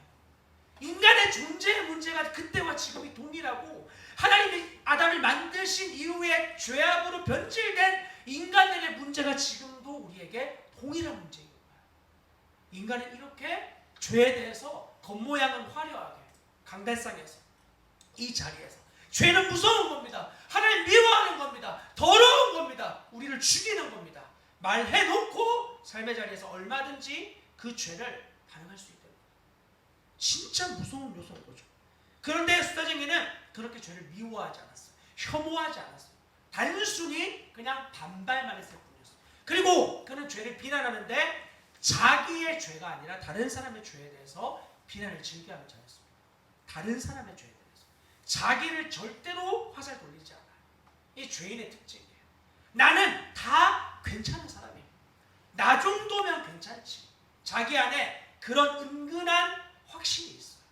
내가 아무리 죄인이라고 해도 나 정도는 좀 괜찮은 죄인이야. 이런 확신이 자기 안에 도사릴 때가 얼마나 많나. 결코 그럴 수 없어요. 나 정도면 괜찮은 죄인이야. 주님이 보실 때 너는 지옥에 가기 합당한 존재다. 이렇게 말씀하실 뿐 내가 나를 보는 시선은 아무 쓸모없는 시선입니다. 자, 그렇게 속는 거죠. 그리고 두 번째 믿음이 은혜의 작용이 뭐라고 생각합니다. 두 번째는 그때 수다쟁이가 말해요. 복음의 신비에 대한 많은 지식의 획득이죠. 하나님의 은혜 받은 자이다. 거기에 대한 결과를 뭐로 보냐면 이런 지식을 가지고 있는 자다. 누구죠? 수다쟁이. 수다쟁이. 엄청난 대단한 지식을 많이 가지고 있어요. 자기를 합리화하는 거야. 자, 그리고 자기의 지식 안에 머무르는 것으로 만족하는 거죠. 난 다 안다. 다 안다. 다 아는 이야기다. 그리고 거기서 딱 멈춰. 다 아니까 나는 살고 있다고 착각하는 거야. 여러분 점점 이 같이 사는 사람이 아는 건 아주 많아지는데 아는 것만큼 안 살면 어떻게 되죠? 아주 마음이 어렵죠. 옆에서 보는 사람들. 막 다 맞는 소리 하고 다른 사람 옆에 가서 막 조언해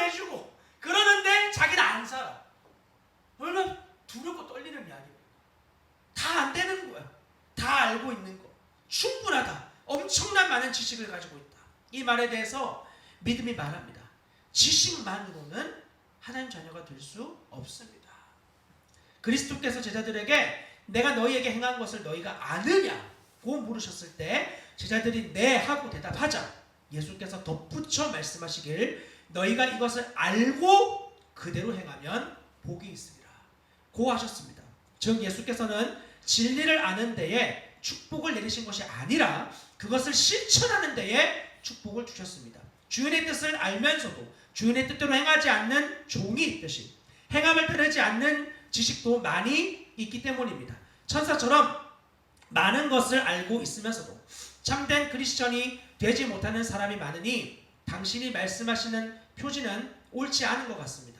사실 안다는 것은 말하기 좋아하고 허풍 털기 좋아하는 사람들을 만족시킬 뿐이고 하나님을 기쁘게 하는 일은 아는 대로 행함에 있는 것입니다.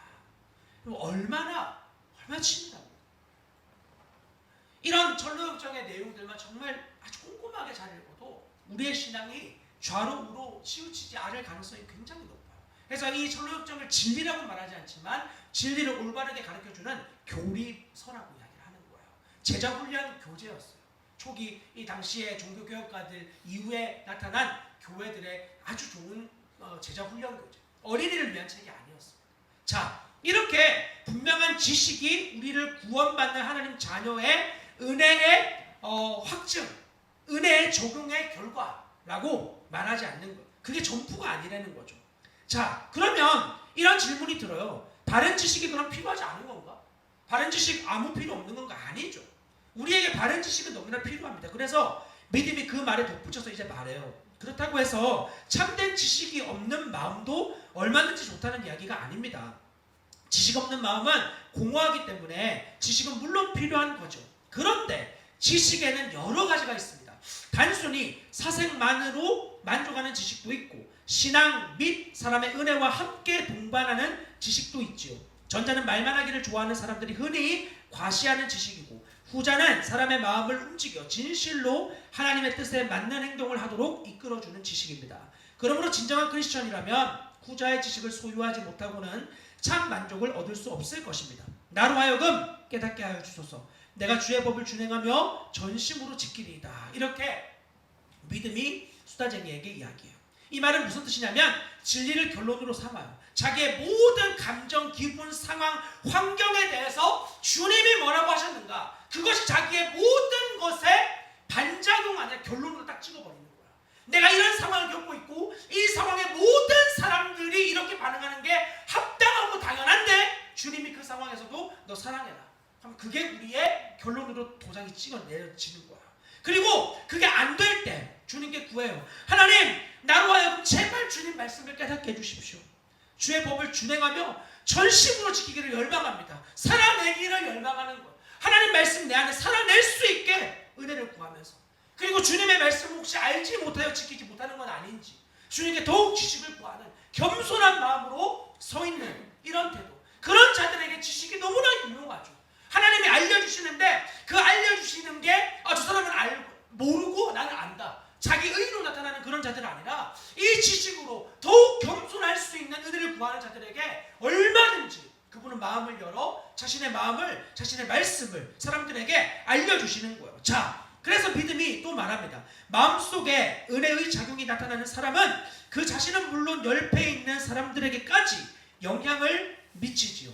다 동의되시죠? 옆에 있는 사람들에게 하나님의 은혜 받음이 나타나요. 나타나야 돼요. 은혜를 친히 소유한 사람에게는 다음과 같은 효과가 나타납니다. 즉 은혜의 작용으로 인하여 자신의 죄의식을 절실히 깨닫고 특히 본성의 타락함과 불신앙의 죄를 인식하게 되지요. 즉 은혜의 덕택으로 그가 만일 예수 그리스도를 믿어 하나님의 자비를 얻지 못하면 그는 정죄받게 되리라는 것을 깨닫게 해주는 것입니다. 이와 같은 방향으로 사물을 보고 느낌으로써 그는 죄에 대한 슬픔과 부끄러움을 인식하게 될 뿐 아니라 세상의 구주께서 그의 마음속에 나타나서 평생 동안 그가 구주 가까이 살아가야 할 절대적인 필요성을 느끼며 동시에 하나님의 약속이 이루어질 것을 목마름과 갈급함으로 추구하고 또 기다리게 되는 것입니다. 옆에 있는 사람들에게 나타나는 은혜의 효과는 첫 번째, 그리스도에 대한 신앙을 체험적으로 고백하는 것. 두 번째, 그 고백이 실제로 부합하는 삶을 영위하는 것입니다. 영위는 계속해 나가는 거예요. 한 번 믿음으로 사는 게 아니라 끝까지 주님 오실 때까지 그 삶을 유지하여 나아가는 거예요. 믿음으로 결단해서 그 걸음을 걸었다면 계속 그 믿음의 걸음을 걷는 것. 이것이 바로 하나님의 은혜가 내 안에 있는 사람의 모양이라는 거야. 이 말 앞에 우리가 얼마나 부끄럽습니까? 그러나 우리의 마음의 태도는 결단되어져야 돼요. 그렇지 저거지. 저렇게 살아야지. 내가 그렇게 살지 못했고 그런 모습이 나타나지 않아도 저게 주님이 기뻐하시는 모습이고 우리에게 요구하는 태도지. 이 마음의 태도가 결정되어진 자에게 주님 일하시는 거야. 그 마음이 있지 않고 그렇게 되어지기를 원하지 않는 사람들. 여러분 그런 사람들의 삶은 언제나 비참할 수밖에 없어요. 이 삶을 주님께 구해야 돼요. 하나님 더욱 저의 죄에 대해서 죄의식을 절실하게 깨닫게 하시고 본성의 타락과 불신앙의 죄에 대해서 인식하고 그리고 나 하나님 아니면 안 된다는 목마름과 갈급함으로 주님 더 기다리게 해주세요. 이렇게 구하는 자에게 주님 왜 은혜를 베푸시지 않겠어요? 왜 은혜를 베푸시지 않겠어요?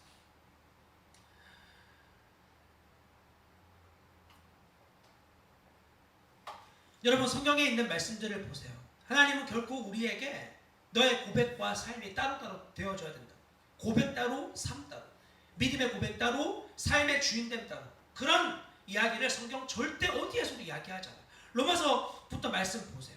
우리 같이 선포해 볼까요? 시작. 네가 만일 내 입으로 예수를 주로 시인하며 또 하나님께서 그를 죽은 자 가운데서 살리신 것을 내 마음에 믿으면 구원을 받으리라. 사람이 마음으로 믿어 의에 이르고 입으로 시인하여 구원에 이르느니라. 아멘. 오직 너희는 그리스도의 복음에 합당하게 생활하라. 합당하게 생활하라. 그러므로 누구든지 이 계명 중 지극히 작은 것 하나라도 버리고 또 그같이 사람을 가르치는 자는 천국에서 지극히 작다 일컬음을 받을 것이요 누구든지 이를 행하여 가르치는 자는 천국에서 크다 일컬음을 받으리라. 너희가 나를 사랑하면 나의 계명을 지키리라. 형제 자매 여러분 다 함께 나를 본받으십시오. 여러분이 우리를 본보기로 삼은 것 같이 우리를 본받아서 사는 사람들을 눈여겨보십시오. 여러분 믿음의 증인들에 대하여 뭐 대단하게 많은 미사 요구의 말이 필요하지 않아요. 교회 오빠라는 영화를 본 아들리의 한순교사님이 그 영화를 보고 이렇게 고백했어요. 증인은 말을 많이 하지 않는다. 너무 도전이 됐어요. 연기로, 액팅으로 혹은 대사로 사람 감복시키지 않는다. 증인은 말을 많이 하지 않는다. 거기에 나오는 믿음의 증인이었던 그 사람 정말 주님 앞에 많은 말 하지 않았어요. 하나님의 말씀이 자기 안에 살아내기를 정말 자기 삶 전부를 들여 녹여내는 그런 사람들을 주님 증인이라고 하는 거예요. 많은 설명이 필요 없어요. 우리를 본받아서 사는 사람을 눈여겨보라. 오늘날에 하나님 사랑하는 사람 정말 있습니까? 그때 저 사람을 보십시오. 웨슬리 목사님이 설교를 하는데 저희 감리교를 만드신 분이죠. 사람들이 이분이 이제 완전 성화를 자꾸 주장하는 거예요. 이 땅에서 우리가 거룩할 수 있다. 막 이 말이 많은 사람들의 질문을 마음을 어렵게 하고 사람들이 막 목사님 그렇게 삽니까? 이런 식으로. 웨슬리 목사님 이 부부 사이가 안 좋았거든. 그냥 막 늘 이게 자기에게 어려움이었어요. 웨슬리 목사님이 당신도 그렇게 삽니까? 막 이제 이런 식으로. 그분이 이 설교집을 이제 자기가 쓴 건 아니고 누가 이렇게 당시에는 컴퓨터가 없으니까 속기로 받았어요. 이런 것들이 책으로 많이 남아 있는데 놀랍게도 그분이 했던 목양의 방침 중에 부부에 관한 내용이 없어요. 이 말은 영향력을 미치기 어려운 거예요. 영향력이. 어쨌건 이렇게 이야기하는 그 목사님께 웨슬리 목사님이 저는 완벽하지 않습니다. 그러나 이 사람을 보십시오. 그러면서 등장시킨 사람이 조나단 에드워즈라고 하는 신학자예요. 목회자이면서 동시에 선교사. 조나단 에드워즈. 한 번쯤 여러분들이 들어보셨기를 바라고 그에 대해서 궁금해하시기를 정말 바라는데 그 이야기가 딱 떨어지는 순간 사람들이 질문을 딱 담아요. 아 그렇지. 아 맞네. 그 사람이 있었네. 아 맞다. 그렇게 사는 사람이 있었지. 웨슬리 목사님에게 향하던 손가락이 조나단 에드워즈로 딱 옮겨지는 순간 말씀대로 살 수 있네. 다 여기에 결론을 딱 내리게 됩니다. 우리를 주님이 이 땅에 살게 하신 이유는 다른 이유 아니에요. 하나님 말씀대로 살 수 있다는 믿음으로 주님이 진짜 이 땅에 살아 계신다는, 지금도 여전히 살아 계신다는 것을 보여주는 통로로 주님이 우리에게 시간을 허락하십니다. 하나님은 실수하는 분 아닙니다. 그분이 정말 실수하는 분 아니라면 주님은 우리가 구원받을 때 곧바로 천국으로 우리를 데려가셔야 돼요. 예수님, 저 예수님 믿을게요. 가장 순결하고 고귀할 때 우리를 잡아서 됐다, 그리고 가자, 천국으로 다 데려가셔야 돼요. 안 되고 가니까 지금 이제 이런 문제가 생기잖아요. 수요일날 만나면 막 울그락불그락하고, 내가 계속 예수를 믿어야 될지 모르겠다 그러고, 나 같은 사람은 그냥 수다쟁이나 되고 말지 뭐, 막 이런 식의 이제 부끄러운 고백이 우리에게 나오잖아요. 그런데 주님 실수하는 분 아니에요. 그분 우리에게 이 시간을 허락하셨어요. 남겨두셨어요. 그리고 우리에게 그 사명을 감당하기 위함이라고 기억하라고 말씀합니다. 떠벌이 같은 수다쟁이 아니라 이 말씀을 살아내는 자, 증인은 말을 많이 하지 않습니다. 그 말씀이 내 안에 살아내도록 치열하게 자기를 부인하며 사는 사람인 거예요. 자, 그 말에 대해서 이제 믿음이 이야기합니다. 두 번째 질문입니다. 은혜의 작용에 대한 내 설명 중에 첫 번째 것을 당신도 경험해 본 적이 있습니까? 다시, 은혜의 작용에 대한 내 설명 중 이 첫 번째 것들 당신이 경험해 본 적이 있습니까? 당신의 생활과 당신의 하는 말이 서로 잘 부합되고 있습니까? 혹시 당신의 종교는 행위와 진실 안에 서 있기보다는 말과 혀 끝에만 존재하지는 않습니까? 믿음이 수다쟁이에게 질문해. 이 질문을 오늘날 좀 쉬운 말로 바꾸면 이렇게 질문할 수 있겠어요. 하나님의 복음이 당신의 삶을 어떻게 바꾸었습니까? 그냥 대단한 복음의 지식과 내용들을 다 풀어내는데 그 말을 다 듣고 있던 한 사람이 설교가 끝나고 저에게 찾아오는 거죠. 목사님, 말씀 잘 들었습니다. 야, 정말 놀라운 복음이었습니다. 그 복음이 목사님의 삶에 어떻게 영향을 미쳤습니까? 그 복음 목사님 삶을 어떻게 바꿨습니까? 그 이야기 좀 듣고 싶습니다. 여기에 대해서 저는 이전에 할 말이 없었어요. 교리적인 지식과 하나님의 말씀에 대한 내용을 조직적으로 풀어내는 그런 거, 여러분, 다른 사람들이 쓴 주석 그런 거 자료들만 있으면 얼마든지 만들 수 있어요. 진짜 사람들이 듣고 싶은 건 그런 것들을 토대 삼아, 그 지식을 토대 삼아 그 지식이 내 삶에 어떻게 변화를 일으키냐는 거예요. 왜냐하면 다 그렇게 못 살거든요.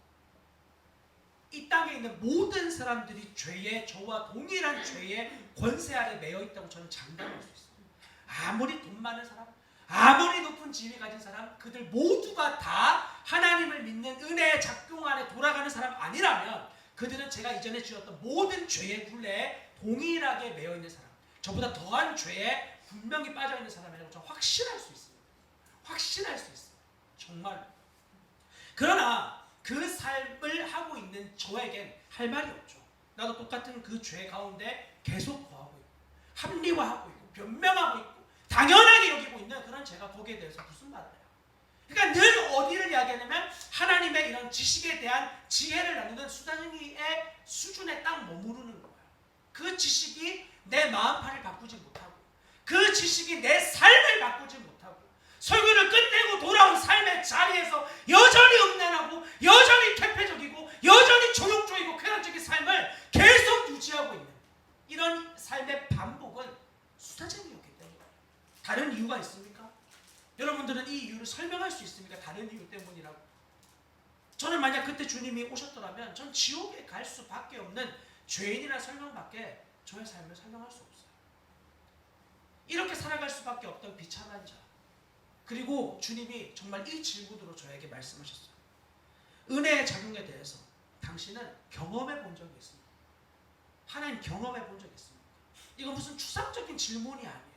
하나님을 경험했다. 하나님을 경험했다라는 것은 무슨 말이죠? 하나님을 경험했다는 것 저는 이렇게 말하고 싶어요. 당신의 연약함, 당신의 죄, 그뿐 아니라 당신의 가치관을 어떻게 복음으로 변화시켰습니까? 어떻게 복음이 당신의 연약함과 죄뿐 아니라 삶의 가치관까지 변화시켰습니까? 저는 이렇게 물어보는 질문 이해가 된다고 봅니다. 죄와의 싸움은 당연하죠. 그 정도가 아니에요. 나의 모든 이 땅에서 나라고 인식하게 만들어주고 내가 옳다. 저 사람 다 틀렸고 우리의 부모 다 틀렸고 우리의 위세는 다 틀렸고 이게 맞다라고 주장하는 모든 가치관들, 세계관들 그런 것들이 복음 안에서 어떻게 변화되어졌는지 여러분들 안에 이 복음을 만났다면 반드시 이런 충돌이 있게 돼요. 그리고 주님께로 반드시 엎어지게 돼요. 여러분 이런 변화를 겪어보셨습니까? 그게 주님을 만났냐는 질문이에요.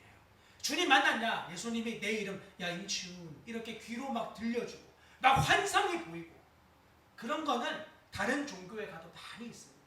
다른 종교에 가도 막 다른 데 가서 체험하신 건데요. 근데 주님이 만나주셨다는 건 그런 의미가 아니에요. 예수 그리스도의 그 고귀하신 이름이 내 안에 오는 순간 마치 혈루병 앓은 여인이 그 오염된 자기의 존재를 도저히 씻을 수가 없어서 12년이 넘는 시간을 모든 돈을 탕진하고 완전히 비참하게 깨어져 버린 그 상태 가운데 있는 자신에게 주님이 찾아오셨어요. 그녀를 만나주시고 그녀가 자신의 옷을 잡도록 허락해 주시고 그 능력이 옷을 타고 흘러가도록 허락해 주셔서 그 여인의 불결함과 더러움이 그리스도의 정결함으로 덧입혀지는 충돌이 일어나는 모든 나의 오름 생각했던 오름이라고 생각했던 모든 것들이 그리스도 앞에서 완전하게 무너지는 이런 주님을 여러분은 정말 만나보셨어요? 이게 바로 주님을 만났냐라고 하는 질문의 핵심입니다. 자, 이 내용을 좀 더 정확하게 알려주는 영상이 있어서 여러분들께 준비를 했는데 아까 좀 여기 소리가 켜가지고 스피커를 끈 것 같아요. 잠깐 시간 주시면 이걸 좀 켜드리겠습니다. 뒤에 불 좀 꺼주시고요.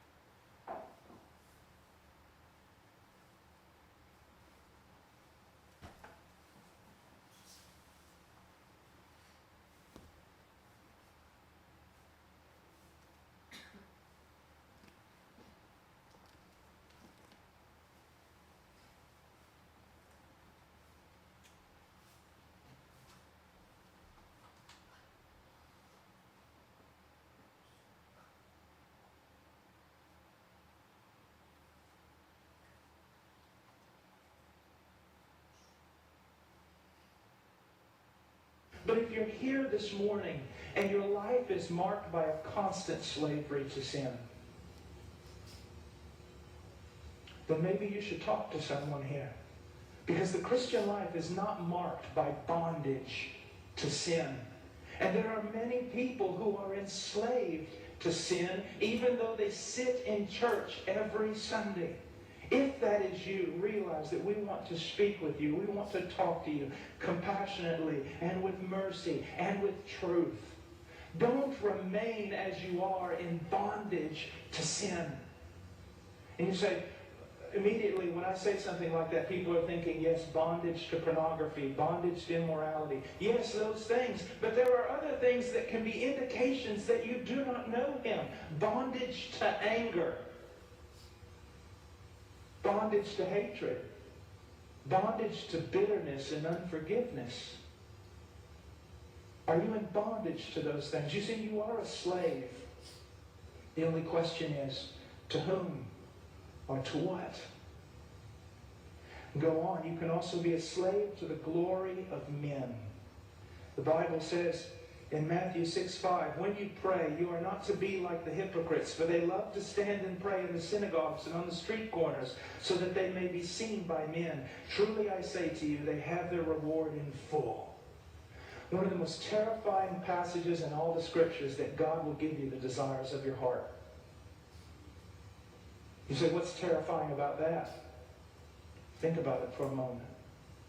These Pharisees, the only thing they desired was the glory, the respect of other men. They desired to have a reputation among other men. That was the desire of their heart, and God gave them their desire, not just meagerly, but He gave them their desire in full. And then they went to hell. Now you say, yes, we shouldn't be like those Pharisees. But think about it. Let's pull this for a moment out of the religious context, just for a moment. You say, religiously, I don't desire the glory of men. But do you desire the glory of men in other things? Do you desire their applause, their agreement, the nod of their head? Do you desire to fit in and be acceptable to this present age? You are so shaped by your desire to have the glory of men that you can't even see it. The clothing you wear, someone else tells you what's in fashion, and you do what they tell you. What kind of car you drive, the home you own, everything about you is shaped much more than you could ever imagine by the desire to be respected of men, for them to honor you. You see, one of the things that we've got to realize is these things have a lot more control on us than what we're actually willing to admit or may even see. One of the greatest declarations of this is in a very simple thing called, as I've said already, fashion, especially for you young people. Do you realize how much you are shaped by what everyone else is going to think about you? But very rarely are you shaped by the commandments of Scripture that says, be this way and don't be that way. So you see, we have to be very careful. We read these things and we think, well, that has nothing to do with me. No, it has absolutely everything to do with you and with me. We are shaped by our desire for the glory of men. One of the reasons that we are so afraid at times to soul win or to witness to people, it's not because they're going to bash us in the head with a stick. It's because we don't want them to think that we're some kind of strange person. You see, we're shaped by our desire to have the glory of men. And you can be a slave to that. How many people are a slave to a banker simply because they desire to keep up with the Joneses? Do you see? Simply because they desire to live in a certain circle. We can be slaves to so many things. And that slavery always tears our life apart.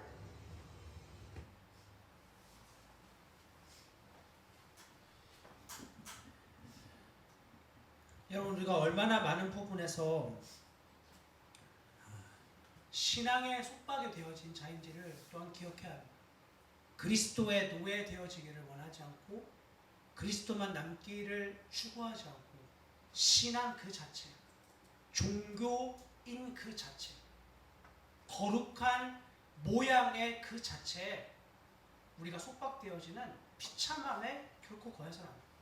우리의 모든 이전의 나의 신앙에 익숙한 모든 것들이 부인되어지는 상황과 환경이 다가왔을 때 나에게 말씀하시는 분이 정말 주님인 게 확증되어지면 네 아들, 네 독자, 너의 이삭을 나에게 번제로 드려 제사해라. 이 말이 하나님의 본성과 너무 맞지 않은데 여러분 보세요. 아브라함이 하나님의 음성을 분명하게 들어요. 하나님의 본성과 맞지 않는, 오늘 우리로 치면 좀 조심스러운 이야기일 수 있지만 교리적으로 신학적으로 너무나 맞지 않는 하나님의 명령이 떨어지는데 들어요. 물론 주님 그렇게 말씀하시지 않죠. 아브라함이 들어요. 어떻게 그럴 수 있죠? 그분과의 너무나 친밀한 인격적인 관계 안에 철저하게 아브라함은 하나님만 남은 사람이 되어졌기 때문에 하나님만 남은 사람. 우리에게도 여러분 예수 그리스도로 말미암아 예수 그리스도만 남은 자로 사나 죽으나 우리에게 그리스도가 남은 자가 되어졌다고 이미 성경은 우리에게 선언합니다. 나의 모습과 내가 오늘 저지른 형편과 상황이 어떠하다 상관없이 우리는 그리스도가 주인된 자예요. 주님만 남아야 될 자로 부름을 받았어요. 그렇다면 여러분의 이 주님만 남기로 결단한 자리에서 그 걸음을 막게 하는, 그 걸음으로 나아가지 못하게 하는 요소들은 무엇입니까? 세상이 추구하는 그러한 것들을 다 버렸습니다. 세상과 나는 간 곳 없다고 이야기하는데 나의 아까 이야기했던 분노, 증오, 원망, 억울함, 비난, 다른 사람들도 그 정도는 하고 살던데 라고 하는 그러한 가치의 것. 저 예수 믿는 사람 보니까 저 사람도 저 정도는 하던데, 그런 식으로의 핑계. 다른 사람들에게는 다 허용할지 몰라. 그러나 주님이 여러분에게는 말하지 않아요. 너는 아니야. 너는 하지 마. 예전에 한 믿음의 저에게는 선배님이죠. 이 설교 시간에 막 욕을 쓰는데 너무 괜찮아 보이는 거야. 설교 시간에 욕을 쓰는 거야. 너무 자연스러워. 거칠게 사신 분이니까 그랬었겠죠. 그런데 이 주제를 가지고 한번 아내와 이야기했어요. 여보, 설교 시간에 욕하는 것도 괜찮아 보이던데 너무 자연스러워 보이지 않아? 아내가 한참 그 문제를 가지고 고민을 하면서 아니래요. 왜? 그분도 그렇게 쓰는데 왜 안 돼? 그냥 내가 싫어. 여보, 그냥 내가 싫다고. 그렇게 안 했으면 좋겠어. 너무 어려웠어요. 자기가 싫은데 왜 나한테? 그런데 주님이 말씀하셨어. 너랑 한 몸 아니냐? 너와 한 몸 아니냐? 그러면 그 말에 무릎을 꿇는 게 주님 원하시는 모습인 거죠. 뿐 아니라 나와 아내뿐 아니라 우리의 교회 공동체는 모두 하나예요. 한 몸이에요. 한 지체가 이 일로 마음 아파하고 고통을 받고 믿음이 연약하여 무너진다면 저는 그 일을 할 자유를 절제해야 돼요. 그 복음이 주신 능력이에요. 이전에는 어떻게든 하고야 말아요. 어떤 방법을 쓰든. 그러나 주님 내게 주신 복음은 그런 복음 아닌 거예요. 너 안 해도 나로 충분하지 않아요. 너 안 해도 나로 만족할 수 있지 않아요. 주님 아멘이죠. 여러분, 저는 수다쟁이가 되고 싶지 않습니다. 그리고 이곳에 예배하는 여러분들도 수다쟁이의 신앙으로 남지 않기를 원합니다. 우리의 모든 고백이 우리의 입술에서 떨어질 때 우리의 삶이라고 하는 위대한 증거가 그것을 밀어주어서 우리의 고백이 정말 다른 사람의 영혼을 크게 울리는 하나님의 통로로 모두가 설 수 있기를 정말 주님의 이름으로 부탁을 드립니다. 우리 그런 마음으로 함께 같이 기도하고 싶습니다. 여러분, 우리의 신앙이 철저하게 종교적인 어떤 모양, 행태 이런 건 남는 사람 되지 않기 원합니다. 우리가 물론 세상과 다르게 믿음으로 잘 살고 있습니다. 세상의 모든 가치관 버리고 세상의 모든 유익들 버리고 주님 따라 담대한 걸음 아주 좁게 걷는 거 알고 있습니다. 그러나 주님 우리에게 다시 요구하세요. 너 더욱 좁은 길 가라. 너 더욱 좁은 길 가서 너 철저하게 나만 남는 자 되라. 너 사나 죽으나 너 나만 남는 자 되라. 그럼 주위의 사람들이 보일 거예요. 주님 저 사람 저렇게 안 사는데요. 하나님 저만 너무 힘들게 걷는 것 같은데요. 그때 주님이 우리에게 아무도 가지 않은 십자가 지고 가시는 예수님 보여주실 거예요. 아무도 그 길 가지 않았던 제자들이 다 도망친 아무도 주님 곁에 있지 않은 외로움 치열한 그 시간 보내셨던 주님 우리에게 보여주실 거예요. 그리고 우리에게 너 그 길 가기에 이 십자가 진 내 생명이면 정말 충분하지 않니? 라고 말씀하시는 앞에 우리가 무릎을 꿇어야 합니다. 주님 제가 너무 어리석었습니다. 하나님 여전히 내 시간이 필요하고 주님 여전히 내 건강이 필요하고 주님 여전히 내 재정이 필요하고 주님 여전히 내 목회가 필요하고 하나님 이런 나 이제 잊지 않고 정말 내 안에 그리스도만 남는 자들도록 정말 주님만 남는 자들 내 모양과 형편과 드러나는 어떤 것 상관없이 이렇게 해서 주님이 드러날 수 있다면 더욱 내가 부인되어졌다면 내 주님 그 길 끝까지 가겠습니다. 하나님 힘주세요. 감당할 수 있도록 은혜 주세요.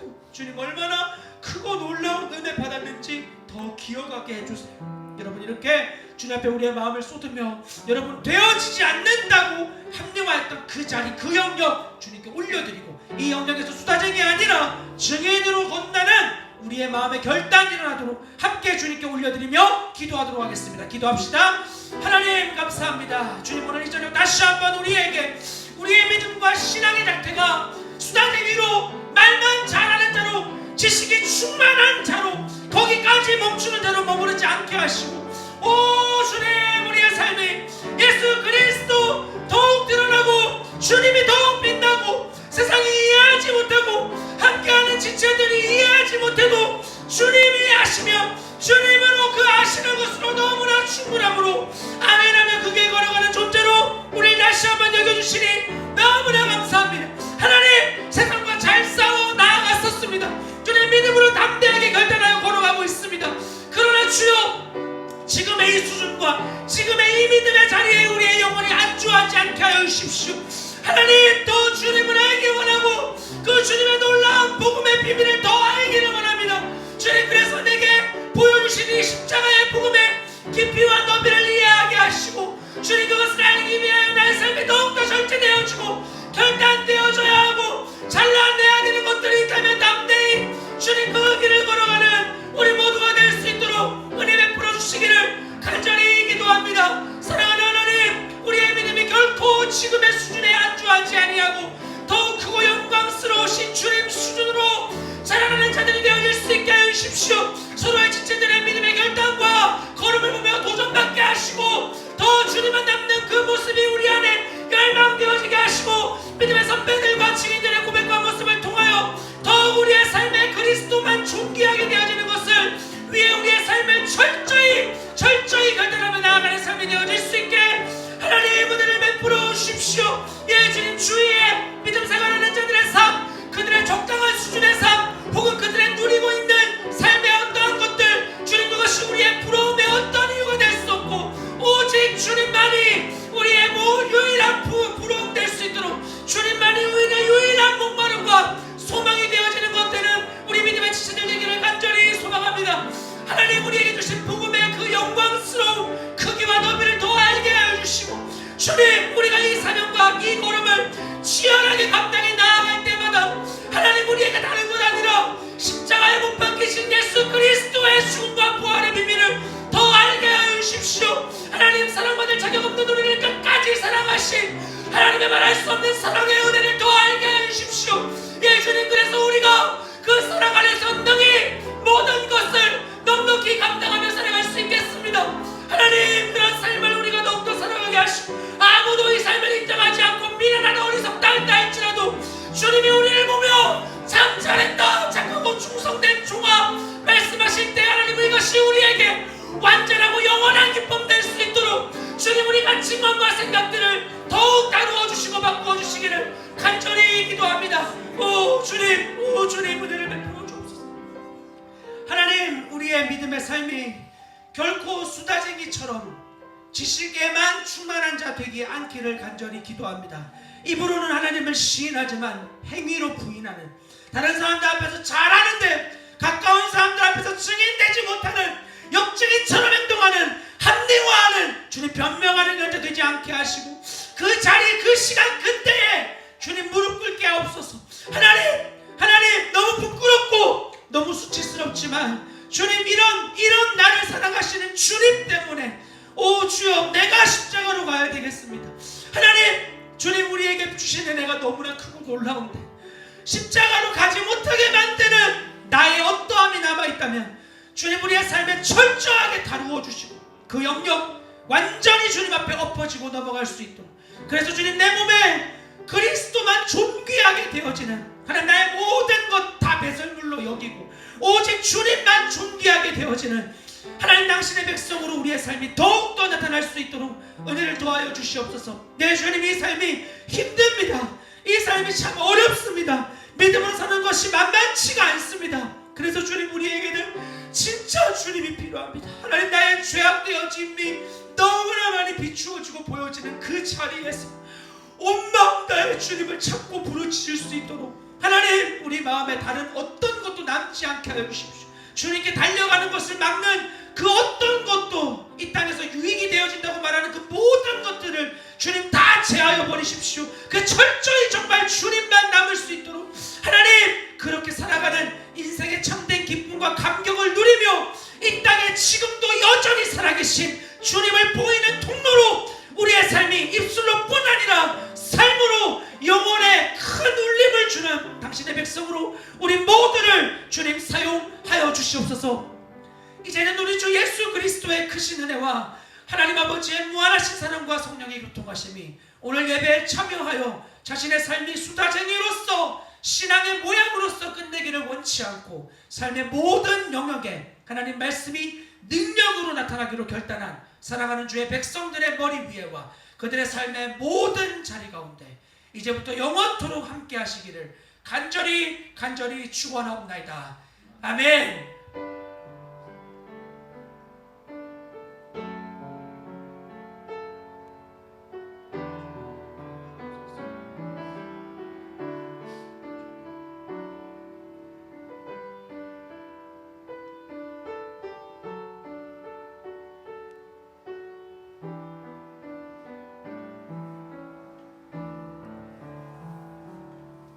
아멘. 예배를 마치도록 하겠습니다. 우리와 함께 하신 주님께 영광의 박수로 마무리하겠습니다. 아멘. 주님 하셨습니다. 함께 교제하시고 주신 말씀으로 나눔하는 시간 갖겠습니다.